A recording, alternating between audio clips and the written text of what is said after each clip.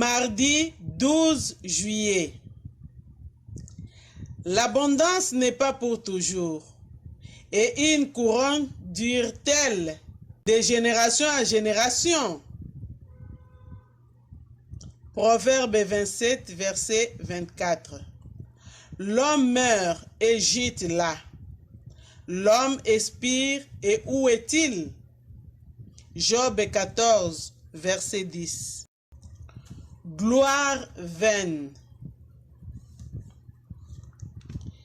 Relatant les obstacles d'un grand acteur, un chroniqueur écrivait: le moment le plus émouvant fut sans doute lorsque les lourds cercueils sortis de l'église.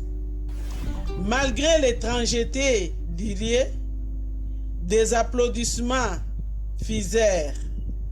Applaudis par réflexe, par habitude, par amour, c'est peut-être heureux. Non. Le bonheur de ceux qui nous quittent n'est pas dans la main des hommes. C'est Dieu. Et Dieu seul qui les dispense à ceux qui l'ont honoré de leur foi. Le chrétien le plus méconnu et qui a servi Dieu avec fidélité entre dans la joie de son maître. Matthieu 25, verset 23.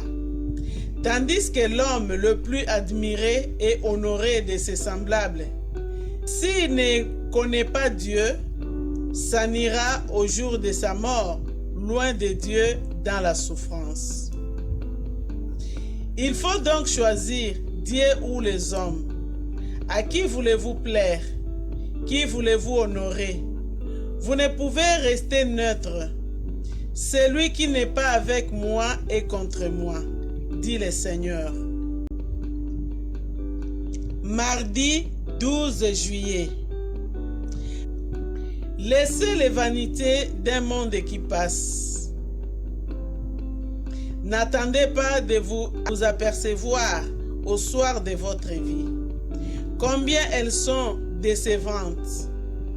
Le vrai bonheur découle de la foi au sacrifice rédempteur de Jésus, le Sauveur du monde.